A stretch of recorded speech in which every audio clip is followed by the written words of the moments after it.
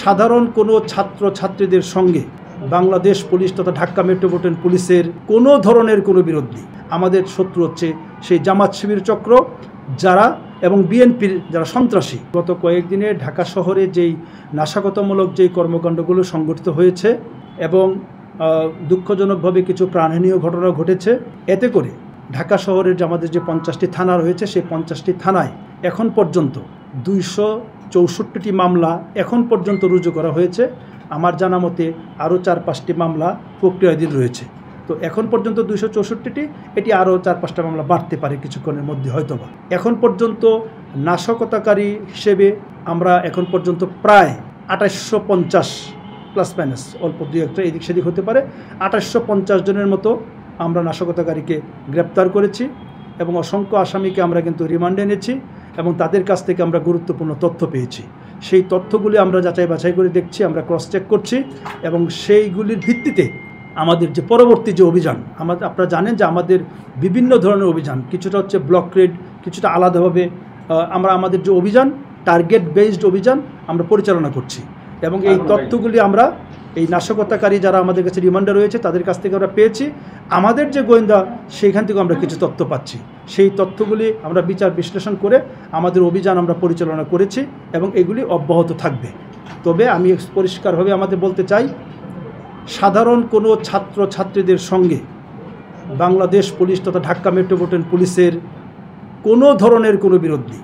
সাধারণ ছাত্রছাত্রী তারা কিন্তু আমাদের সন্তান সমতুল্য ও সাধারণ ছাত্রছাত্রীরা আমরা ঢাকা মেট্রোপলিটন পুলিশ সাধারণ ছাত্রছাত্রীদের ব্যাপারে অত্যন্ত সংবেদনশীল, তারা একেবারে আমাদের সন্তান সমতুল্য। কাজে ছাত্রছাত্রীদের সঙ্গে পুলিশের কোনো বিরোধ নেই। আমাদের টার্গেট হচ্ছে যারা নাশকতাকারী, যারা মেট্রো রেলে আগুন দিয়েছে, যারা সেতু ভবনে আগুন দিয়েছে, এই ধরনের যারা নাশকতা করেছে, টোল প্লাজায় আগুন দিয়েছে, বিভিন্ন জায়গায় আগুন দিয়েছে, গাড়ি পুড়িয়েছে, আমাদের শত্রু হচ্ছে সেই জামাত শিবির চক্র যারা এবং বিএনপির যারা সন্ত্রাসী।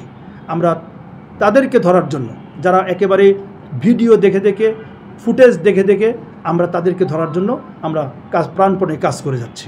ব্লক রেড যেটি পরিচালনা করা হচ্ছে, সেই ব্লক রেড পরিচালনার ক্ষেত্রে যেন কোনো ধরনের সাধারণ মানুষ, আমি শুধুমাত্র সাধারণ শিক্ষার্থী বলছি না, একেবারে সাধারণ শিক্ষার্থী সহ কোনো সাধারণ মানুষ, নিরপরাধ মানুষ যারা এই ধরনের নাশকতার সঙ্গে কোনো ধরনের সম্পৃক্ততা নেই, তাদেরকে বিন্দু পরিমাণ যেন কোনো ধরনের হয়রানি করার কোনো সুযোগ নেই। পুলিশ কমিশনার স্যারের স্পষ্ট নির্দেশনা রয়েছে এবং ব্লক রেডে আমরা এই কারণে সিনিয়র অফিসার ডেপ্লয় করেছি।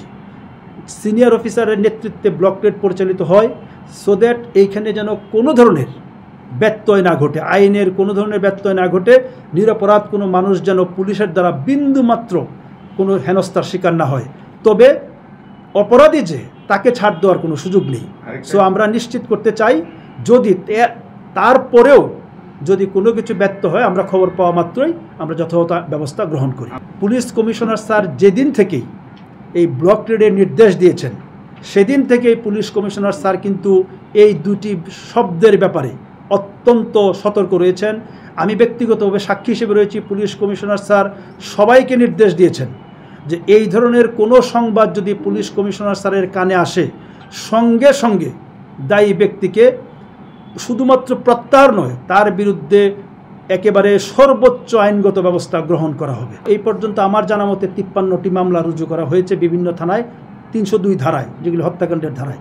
এটার মধ্যে সাধারণ মানুষও রয়েছে, আবার পুলিশের পক্ষ থেকে বাদীও করেছে। সেইগুলির পুলিশ কমিশনার স্যারের শতভাগ মানে একেবারে 100% নির্দেশ যেটি রয়েছে যে একেবারে সুষ্ঠু এবং নিরপেক্ষ তদন্ত করা হবে, কোনো ধরনের বায়াসনেস এখানে হবে না।